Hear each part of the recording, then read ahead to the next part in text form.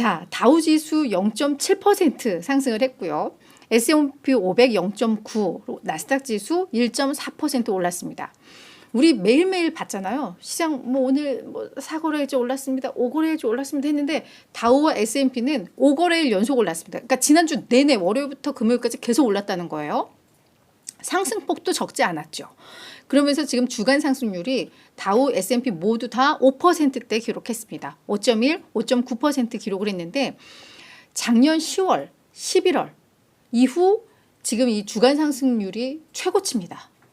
근데 작년 10월, 11월은 바닥 찍고 올라가기 시작할 고 무렵대잖아요. 그래서 뭔가 기분이 이게 시사하는 게 뭘까? 네, 기대가 많이 듭니다. 자, 나스닥 지수는 더 좋았습니다. 왜냐하면 지금 주가 상승의 그 원동력, 모멘텀이 긴축 종료 기대감이잖아요. 그래서 금리에 가장 민감한 나스닥 지수가 더 빨리, 더 아주 강하게 오르는 것 같습니다. 나스닥 지수는 1.4% 급등을 했고요. 주간 상승률 6.6%에 달합니다. 나스닥 지수도 역시 작년 11월 이후 최고의 이 주간 상승률을 기록을 한 겁니다. 지난주 금요일 날 가장 중요했던 경제 지표 바로 고용 보고서였죠. 고용 보고서가 일단은 부진하게 나왔어요. 근데 지금 시장은 이렇게 약간 악재가 호재가 되는 그런 국면이에요. 지금 긴축을 더 하느냐 마느냐가 핵심이기 때문에 그렇다고 해서 고용 지표가 완전 무너져 버리면 이게 또 경기 침체로 이어지기 때문에 그래도 좀 부담일 텐데 시장에서는 진짜 시장에 딱 좋을 만큼 냉각됐다라고 분석을 하고 있습니다. 그 수치들을 좀 보시면은요. 먼저 10월 신규 일자리 수는 15만 개가 늘어난 것으로 나왔습니다. 이게 전월에 29만 7천 개가 늘었었고요. 이때는 뭐 충격적일 만큼 많이 늘긴 했었죠. 그리고 시장에서는 한 18만 개 정도 예상을 했는데 밑돌았어요. 게다가 실업률, 요게 전월 예상치 3.8보다 높은 3.9로 나왔습니다.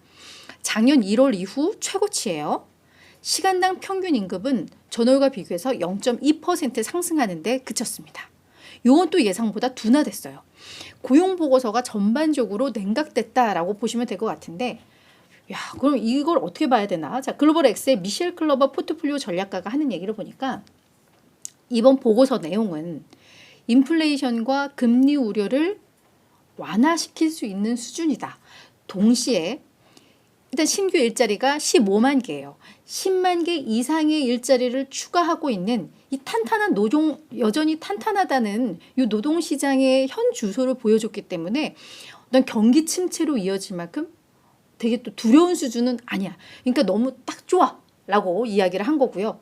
골드만삭스의 얀 하치우스 수석 이코노미스트는 연준의 금리 인상이 끝났다는 전망에 힘을 실어주는 정말 딱 좋은 지표였다라고 분석을 하고 있습니다. 자, 그래서 고용보고서 그 내용을 좀 보면 일자리가 이제 15만 개 정도 늘었다라고 했는데 각 부문별로 좀 봤을 때 뭐 헬스케어라던가 사회복지, 사회지원 이쪽에서 일자리가 많이 늘었고요. 그 다음에 정부 부문, 그러니까 공공부문의 일자리가 두 번째로, 그러니까 헬스케어, 사회복지 이게 한 7만 7천 건, 그리고 정부 공공 일자리가 한 5만 1천 건 정도 두 번째 막대 그래프 정도 늘면서 이쪽에서 일자리가 많이 생겼구나라는 게 좀 확인이 됩니다.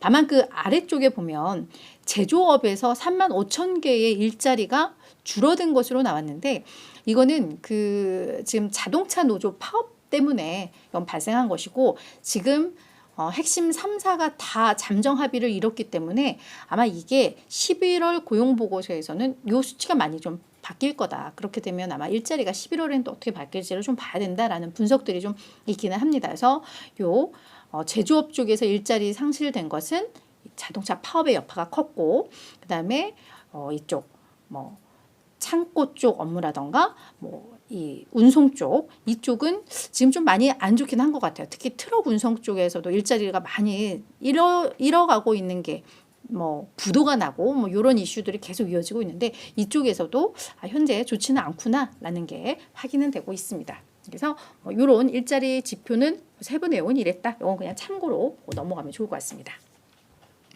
자, 그럼 그 밖에 이제 주요 이슈들 고용보고서 핵심 이슈는 봤고, 그다음 긴축 종료 기대감이 높아졌으니까 10년물 국채금리도 기대할 만하죠. 네, 보시겠습니다.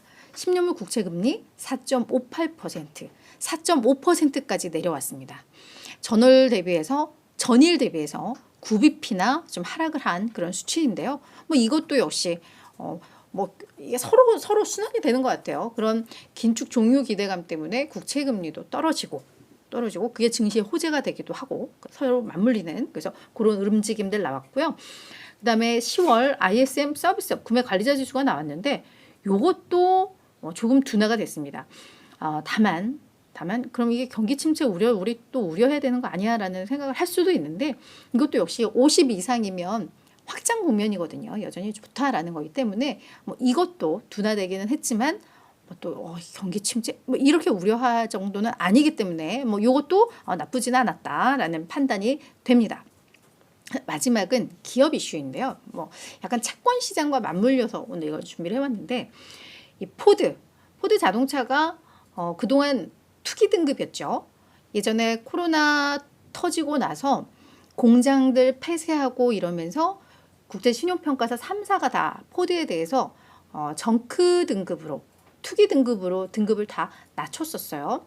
그런데 지난 8월인가요? 지난 9월에 피치사에서 등급 올리면서 투자 등급을 회복을 했고 근데 3사 중에 2개가 투자 등급이 돼야지 이 기업은 투자 등급으로 인정을 받는데 지난 월요일 날 S&P에서도 요 포드의 등급을 그동안 BB 플러스에서 BBB 마이너스로 해서 투자 등급으로 올려놨습니다. 그러면서 이제 포드가 바로 지난주 목요일 날 회사채를 발행을 했나 봐요. 27억 5천만 달러 회사채를 발행을 했는데 요게 수요가 아주 넘쳐났었다고 합니다. 요 발행 규모의 한 5.5배의 수요가 몰렸다라고 하면서 회사채 시장도 이제 뭔가 상당히 꿈틀거리고 특히나 이 포드는 투기 등급에 있을 때도 수요는 있었죠. 포드가 포드인데 그러다가 이제 이게 투자 등급으로 넘어오면서 이 정크본드 쪽 시장은 뭐 돈이 우르르르 빠져나가고 뭐 이런 흐름들이 있었다고 하는데 회사채 시장에서 또 이런 이슈들이 있었고 아마 팬데믹 때문에 등급이 떨어졌던 기업들의 신용 등급이 아마 상향 조정될 가능성이 내년쯤에는 꽤 많다라는 분석들이 좀 나와요. 그래서 회사채 시장도 일단 절대금리 자체가 높아진 상황이기 때문에 좀 매력이 있죠. 그래서 그런 측면에서도 뭐 좀 괜찮은 회사채 뭐 투자할 때인가 뭐 이런 이게 또 주식 시장에 자금이 또 빠져나갈까 봐 걱정이 되긴 하는데 또 회사채 시장에서도 요즘 이런 이슈들이 있다더라라는 거 참고를 하시면 좋을 것 같고 기업들 입장에서도 정크본드에서 투자 등급으로 넘어가면 이 이자금리 지급해야 되는 이자금리가 거의 뭐 1.46%포인트가 낮아진다고 해요. 그러니까 기업들 입장에서도 저비용으로 자금을 조달할 수 있다는 측면에 있어서는 뭐 나쁘지 않은 뭐 그런 국면인 것 같습니다. 자, 그리고 또 하나 주요 이슈. 토요일 날 우리 버크셔 해서웨이가 실적을 공개를 했어요. 버크셔 해서웨이는 늘 토요일 날 실적을 공개를 하죠. 그 이유도 아마 저희가 지난번에 말씀을 드렸던 것 같은데 장마 가무에 내 가지고 막 급하게 보도 나오고 이러면서 제대로 된 투자 판단 못할까 봐 주말에 낼 테니까 충분히 주말 사이에 우리 기업 실적 뽑아보고 분석해보고 관련해서 보고서들을 내고 그러면서 관련해서 투자하세요라고 해서 주말에 우리는 실적 공개한다라고 밝힌 바 있는데 역시나 이번에도 토요일 날 실적 공개를 했습니다. 참고로 우리 워런 버핏 어르신께서는 늘 단기순순히 보지 말고 영업이익 봐라. 이게 우리의 진짜 성적표다라고 이야기를 하죠. 단기순순이익에는 이 미실현 투자 손익 이게 반영이 되죠. 그러니까 평가 손실, 평가 이익 이게 반영이 되기 때문에 이건 언제든 변할 수 있어. 그래서 그거 보지 말고 영업이익 보세요라고 늘 강조를 하는데 영업이익 전년 대비 41% 늘었습니다. 아무래도 금리가 높아지니까 뭐 이자 수익도 많이 늘고 그리고 뭐 보험, 철도 이쪽 업무도 뭐 성과가 나쁘진 않았던 것 같아요. 그러면서 이제 영업이익은 매우 좋았고 현금 및 현금성 자산 보유하고 있는 게 지금 1,572억 달러로 역대 최대치를 보유하고 있다고 합니다. 사상 처음으로 1,500달러를 돌파를 한 거예요. 근데 이 현금 및 현금성 자산 중에 1,572억 달러 중에 1,260억 달러는 지금 단기 국채를 주로 보유를 하고 있다고 합니다. 5% 이상의 확정금리를 받을 수 있는. 그래서 이분이 뭐 1개월 단위 뭐 이렇게 아주 짧은 단기 채권 많이 운용하는 거 잘 알려져 있잖아요. 3개월 단위, 6개월 단위 이런. 그래서 그런 단기 국채로 주로 많이 보유를 하고 있다더라. 그리고 순손실은 애플이 주가가 많이 하락을 하면서 그렇죠. 2분기 때와 대비해서 3분기 때 많이 안 좋았잖아요. 그러면서 이제 투자 손실이 241억 달러 발생했고 그러면서 순손실이 128억 달러가 이제 발생을 했다. 근데 요거 그냥 신경 쓰지 말아라 라고 얘기를 하고 계시고 그리고 요 3분기 동안에만 50억 달러 이상의 주식을 매각한 것으로 드러났습니다. 아마도 이렇게 주식을 매각했으니까 현금성 자산이 많이 또 불어난 그 영향도 있겠죠. 그리고 현금성 자산이 늘어났다라는 거 주식 일부 뭐 팔고 있고 그리고 대규모의 투자를 하고 있지 않고 뭐 요거를 상징을 해요. 그리고 자사주 매입도 11억 달러에 그쳤습니다. 그래서 뭐 1분기 때 45억 달러어치 샀고 2분기 때 14억 달러어치 샀는데 3분기 때 11억 달러로 좀 더 줄었어요. 그러니까 아마 이 버크셔 해서웨이 주가가 많이 오르니까 지금은 굳이 자사주를 매각할 필요는 없다라고 판단을 한 것 같아요. 근데 아마 최고점에서 한 뭐 주가가 좀 빠지는 이 시점부터는 그래도 자사주를 좀 늘린 것으로 좀 집계가 되고 있고 그래서 올 들어서 한 70억 달러 정도 자사주를 사고 있습니다. 자, 여기에서 이제 우리가 주목할 부분 왜 버크셔 해서웨이는 현금이 이렇게 역대 최대치를 기록할 만큼 늘었나 이게 지금 뭐 월가에서도 상당히 중요한 분석 포인트가 좀 되고 있는데 뭐 그런 해석들 그냥 제일 쉽게 해석할 수 있는 건 그거인 것 같아요. 야, 워런 버핏이 계속해서 현금 늘리고 있는 거 지금 증시 안 좋다라는 거 아니야? 경제 전망 안 좋다라는 거 아니야? 그래서 다음을 대비하기 위해서 돈 쌓아놓고 있는 거겠지. 그게 이제 우리가 그냥 바로 딱 직관적으로 예측할 수 있는 부분은 그거일 것 같아요.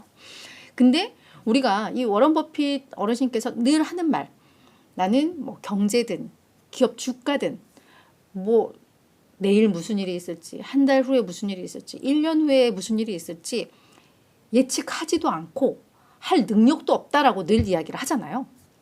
그러니까 이제 그런 말들을 고려를 하면 이분이 뭔가 경제를 전망해서 경제가 안 좋을 거니까 뭐 이거는 아닐 거다라는 게 오히려 이분의 어떤 투자 원칙을 아는 분들은 그렇게 이야기를 합니다. 대신에 뭐냐? 이분은 뭔가에 투자를 할 때 주식을 사든 뭐 기업 M&A를 하든 뭘 하든 할 때 장기간, 오랜 기간 우리들에게 많은 이 현금을 줄 수 있는 이익을 줄 수 있는 기업을 분석해서 장기 투자에 넘어가는데 이 얘기는 지금은 그렇게 되게 매력적인 이렇게 저평가되어 있는 그 기업을 현재는 찾기는 좀 어려웠다라고는 해석이 가능한 부분일 것 같기는 해요. 그렇죠? 그래서 되게 매력적인 시점을 지금 찾고는 있는 그런 단계인가 보다. 거기에다가 지금 안전하게 그냥 앉아서 5%, 연 5%의 이자를 받을 수 있는 국채가 있는데 그렇죠? 이거보다 더 매력적인 걸 아직 못 찾았다라고도 볼 수는 있을 것 같아요. 그래서 그런 관점에서 이걸 해석을 해야지 이분은 지금 경제 침체를 전망하는 거가 이거는 약간 이분의 성향을 봤을 때는 그건 아닐 수도 있겠다. 뭐 저는 그렇게 생각을 해요. 그래서 뭐 이런 부분에 대해서 이 현금액이 너무 많이 늘었다는 거에 대해서 시장에서 주목하고 있기 때문에 저희도 그런 다양한 해석을 해볼 수는 있을 것 같습니다. 그래서 우리 버크셔 해서웨이가 가지고 있는 거 전체 투자액의 75%가 요 5개 종목에 집중이 되어 있어요. 가장 많은 게 애플이죠. 그래서 애플, 그 다음에 뱅크 오브 아메리카, 그 다음에 쉐브론, 그 다음에 코카콜라, 그 다음에 아멕스 카드. 요 비중 순서, 이거는 지금 알파벳 순으로 나와 있는 거고 금액 순으로 저는 불러드린 거예요. 그래서 요 순서대로 버크셔 해서웨이는 투자를 많이 하니까 나 진짜 뭐가 매력적인지 모르겠고 뭐 이런 분들은 그냥 요 포트폴리오 참고하시는 것도 그냥 큰 도움이 되지 않을까라는 생각이 듭니다. 투자 자산의 75%를 몰빵하고 있는 이 5개 종목이니까요. 잘 지켜보시고 저도 예전에 코카콜라인지 펩시코인지 헷갈려요 했는데 코카콜라였습니다. 이거 확인하시면 좋을 것 같아요.